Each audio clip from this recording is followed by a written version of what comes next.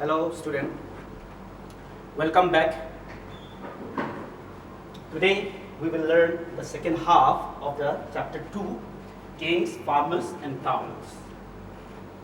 Today we will discuss about this new topic, that is new notions of kingship. In the previous videos we have discussed about Mauryan Empire.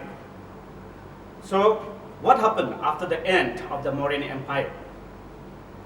By the 2nd century BCE, with the end of the Mauryan Empire, many chiefdoms and kingdoms emerged in different parts of the Indian subcontinent. So, today we will learn some of the powers that had emerged after the end of the Mauryan Empire. Here is a rough map of India. Let us go to the south first. In the south, chiefdoms like Cholas, Cheras, and Pandyas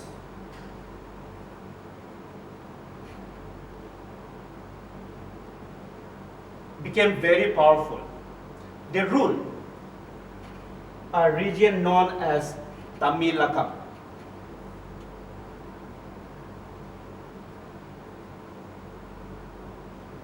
Tamilakam, the name used for ancient Tamil country. So the Cholas, Cheras and Pandyas were ruling the Tamilakam, which comprised of the modern day states of Andhra Pradesh, Kerala and Tamil Nadu. So these three states, Andhra Pradesh, Kerala and Tamil Nadu, comprised of what is known as Tamilakam. Okay? We know a great deal about these states from a variety of sources, but one of the best source that had provided the history of these chiefdoms mention can be made that of Tamil Sangam literature. So this book contain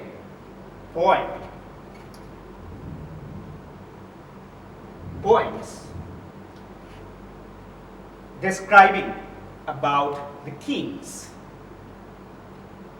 and the ways in which they have acquired and distributed resources.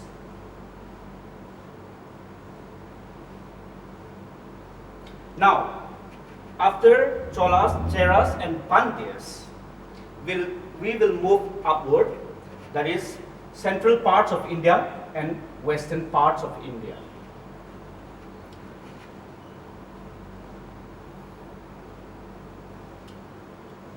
The Satavahanas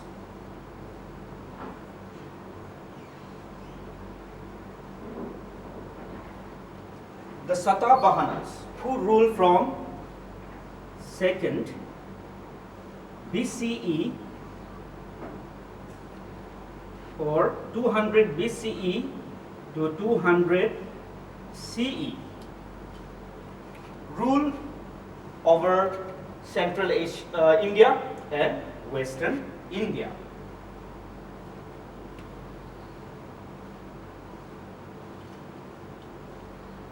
The third one,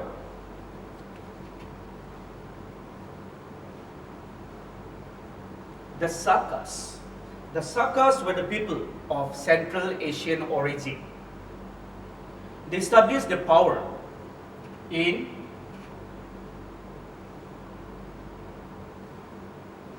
northwestern India and western India.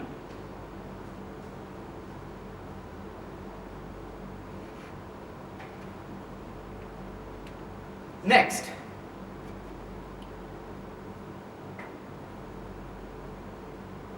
the Kusanas, who had established their power from extending from Central Asia till the western part of India. The Kusanas kings adopted a very high sounding titles. They claimed a very high status in the society. So one way of claiming a status in the society was to adopt a high grandiose title.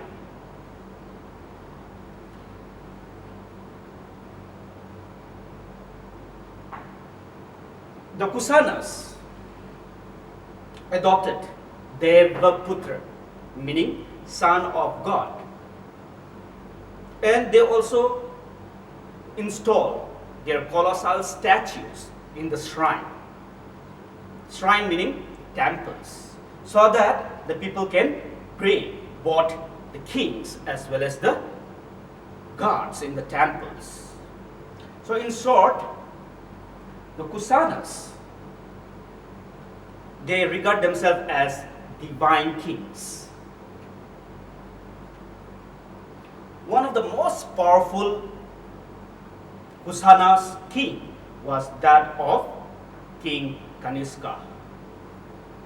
And the Kusanas were the first ruler to issue gold coins in India. So what happened after 4th century?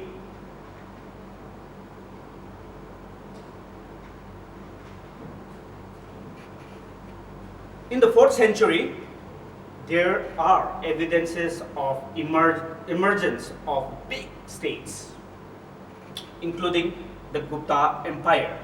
But these states solely depend on Samantas. Who were the Samantas?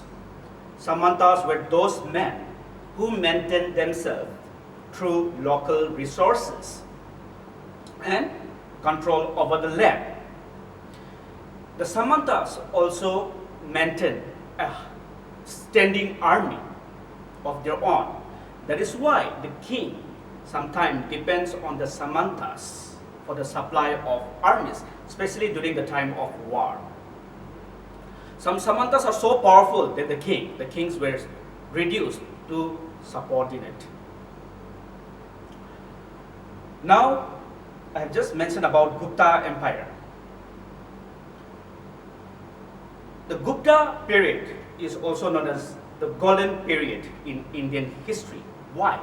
Because a lot of changes, a lot of development took place during the Gupta period. But I'm not going that deep.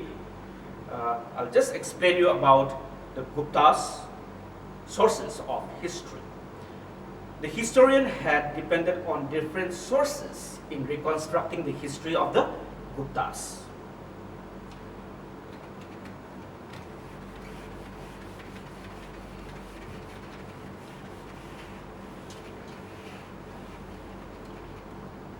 This is very important, the sources of the Gupta Empire.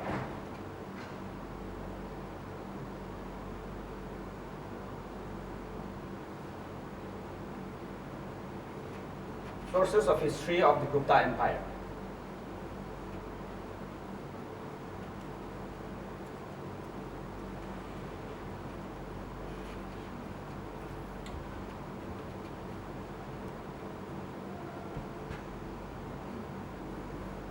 Literature is one of the important sources of history of the Gupta Empire.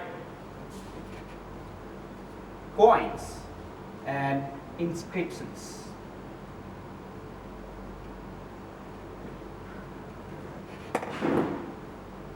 So these are the three important sources to reconstruct the history of the Gupta Empire.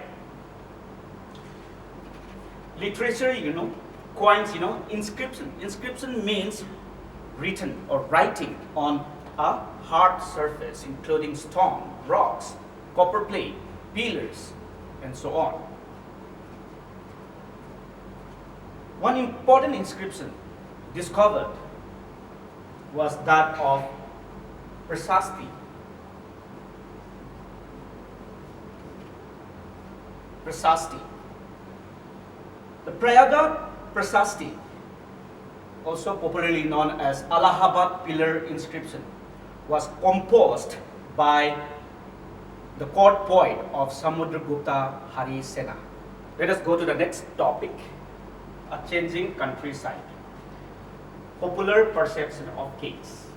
So under this topic, popular perceptions of kings, we will learn about the people what they think about their kings. So in ancient period, we will learn what does the people learn, or what does the people think of their kings. So it's a very difficult questions, because even inscriptions does not provide any information regarding this. What does the people think about their kings? Nor the people had left any account of their ideas and expression. Nevertheless, the historian tried to explain it by studying the stories contained in the anthologies like Jatakas and Panchantantra. Jatakas and Panchantantra contained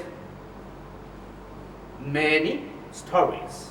So through these stories, the historian tried to explain about what people think about their rulers. I will narrate you one story of taken from Ganda Tindu Jataka.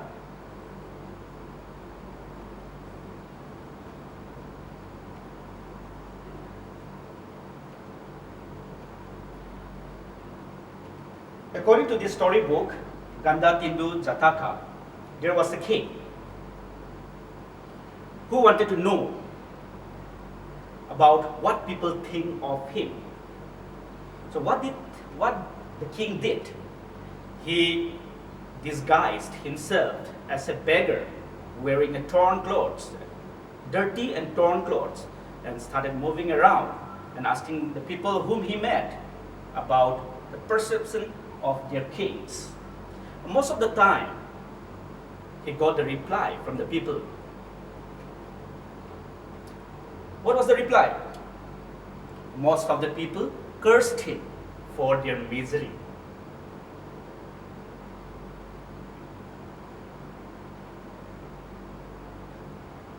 The king always tried to fill their coffer by demanding a very high taxes from the people. That is why most of the people had cursed him, because of one of the reasons was that of the demand of high taxes. So the people, to meet the demand of high taxes, adopted different strategies to increase the agricultural production. So we will discuss some of the strategies that were adopted by the people to increase food production to meet the demand of the taxes. The first strategy was that of shifting to plough agriculture. With the help of plough, more lands were brought under cultivation, thereby increased the food production.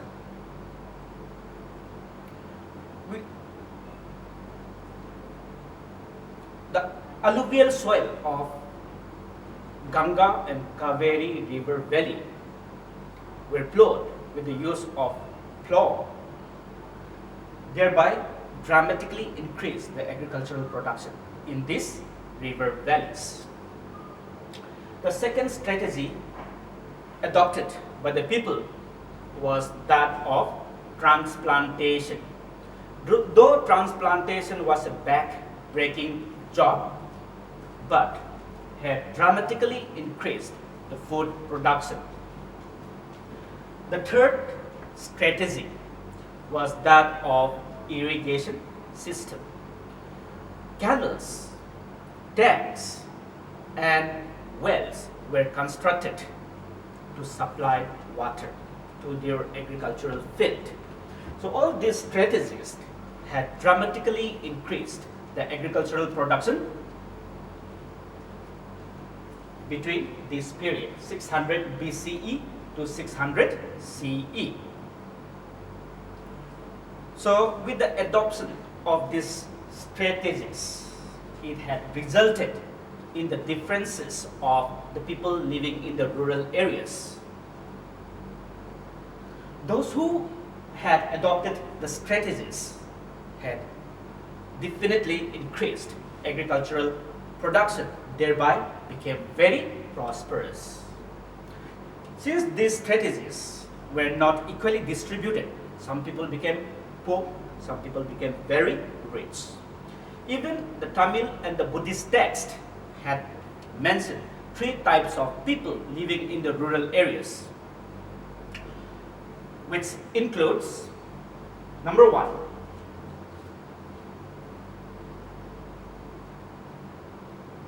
large landholder.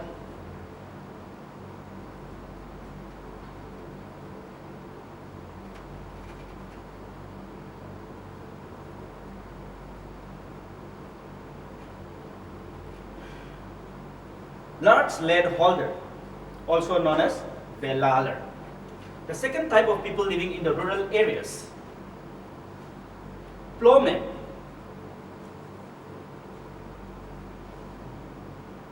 Plowmen as ujavar.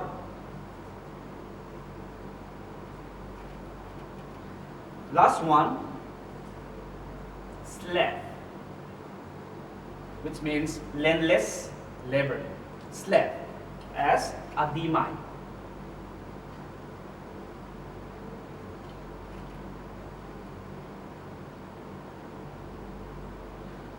So these three types of people were mentioned in the Tamil as well as in the Buddhist text. With the rising differences, the control over land might have become crucial, as these were widely discussed in the legal text, many of which were also mentioned in the inscriptions. The women had no access to own resources, including land. But there is one instance of a woman who had access to property and had granted land. She was a Prabhavati Gupta, the daughter of Chandragupta II. Now, one question can be asked here. Why did Prabhavati Gupta granted land? The answer is because Prabhavati Gupta was a princess, a daughter of the Chandragupta II, and also the queen of the Vakataka ruler.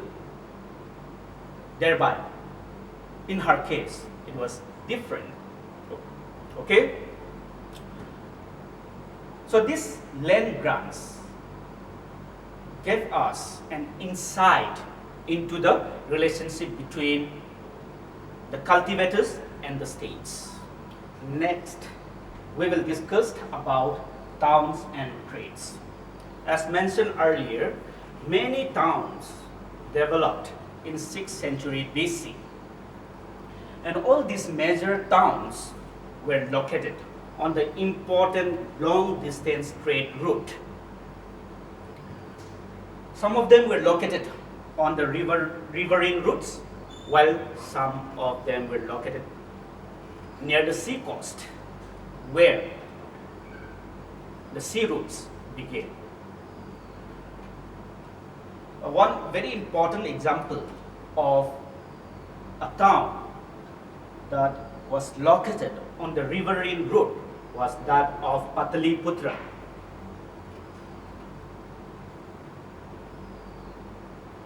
And those cities that were located near the sea coast, example can be made of that of Ujjaini and Tosali. Very importantly, I want to mention about Mathura. Mathura became a bustling center of commercial, cultural, and political activities. The historian had excavated many of these places of these cities and towns, and during the course of excavation they have discovered many artifacts which include fine bowls and dishes with glossy finish known as NBPW. What do you mean by NBPW?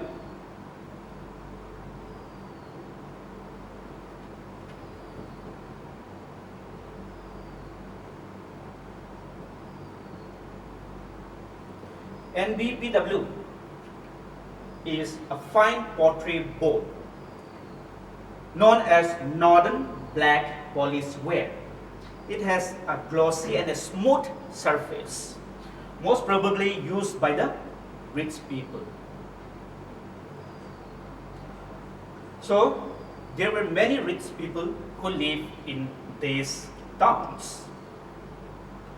Beside these artifacts, many other artifacts were also discovered that includes ornaments, jewelries, tools, weapons, vessels, figurines, all made of wide range of materials like gold, silver, copper, bronze, shells, ivory, terracotta, and so on. By the 2nd century BCE, we also find a number of votive inscription. What do you mean by votive inscription? Votive inscription is a record maintained by the temple. The record of donation made by the individual as well as by the groups are being recorded in the form of inscription. So this type of inscription is known as votive inscription. So from this votive inscription, what do we learn? We learn about individuals like cobbler, the carpenters, the poet, the scribe, the washerman, the goldsmith, the blacksmith, and so on from the votive inscription. Because all this had been mentioned in the votive inscription. And these were the people who lived in the towns. The votive inscription also had mentioned about the organization of crafts people and merchants. So we call them as guild and shrines. So votive inscription are also very, very important sources of information. Okay? Now, trades. By the 6th century BC,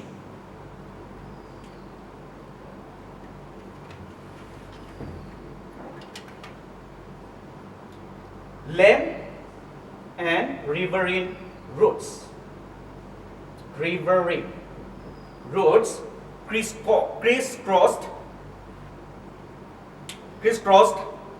the subcontinent and extended in various directions. The paddlers, the merchants with their caravans and pack animals travel through these routes, land routes and riverine routes for trade purpose. Spices like pepper were in great demand in Roman Empire. That means the Roman Empire and India had a very close trade relation during that period of time. Textiles and medicinal plants were also traded across Arabian Sea to Mediterranean.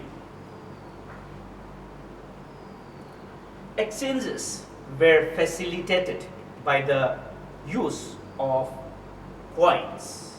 The earliest type of coins that were minted and used were known as Pansmark coin.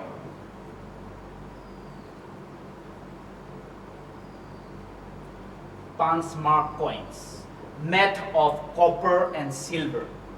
What was punched on the coin?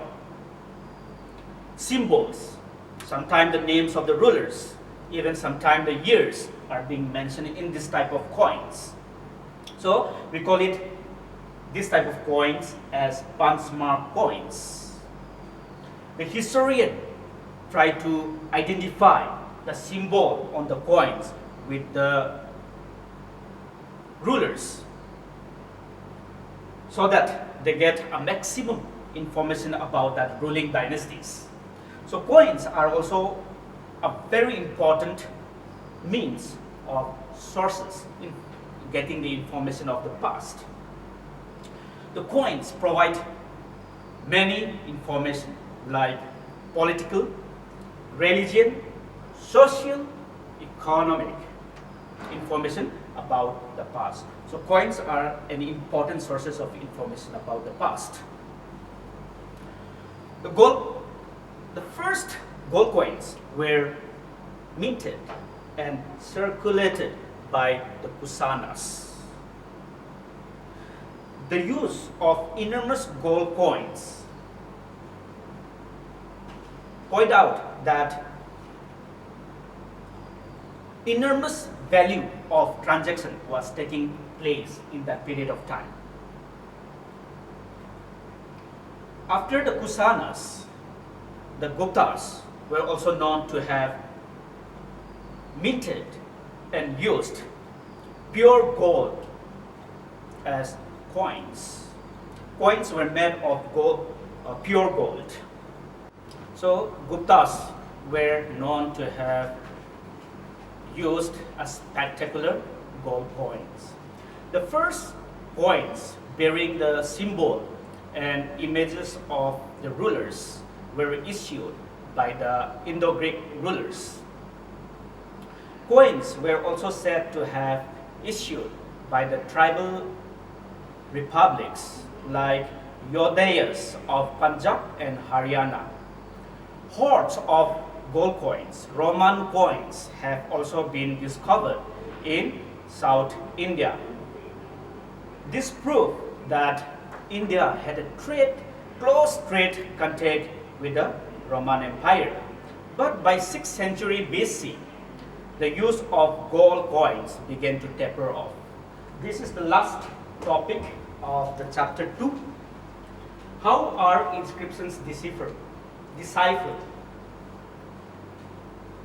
What do you mean by deciphered? Converting it into a readable script, decipher. So most of the modern Indian languages are derived from Brahmi script, the script that was also mainly used in the Ashokan inscriptions. It was after a decade of painstaking investigation, the epigraphist James Prinsep was at last able to decipher the Brahmi script in the year 1838. The Kharosthi script were mostly used by the Indo-Greek rulers who had established a vast territory control over the northwestern part of the Indian subcontinent. Most of the coins bear the Kharosthi script. It was James Prinsep again who found out that Kharosthi script are being from Prakrit. The Kharosthi script was made a readable script after that. So with the deciphering of Brahmi and Kharosthi script, most of the writing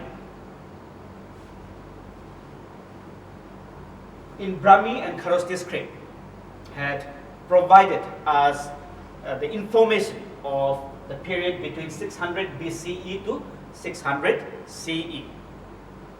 So the credit goes to James Prinsep. We have a very good history of the period from 600 BCE to 600 CE. It was because of the deciphering of Brahmi and Kharosthi script, the two scripts that were mostly used during that period of time. The limitation of inscriptions. We cannot deny that inscriptions are the most important, most valuable information about the past, as writing is considered to be the most important sources of information about the past.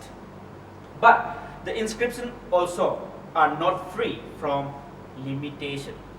Some of the limitation of inscription include technical limitation as well as letter missing. When a word does not have some letters, the reconstruction of history became uncertain. So the historian had to depend on other sources for reconstructing the history. So these are the two limitations of inscriptions. So with this, we have come to an end our second chapter. We will continue in my next video with a new chapter. Thank you.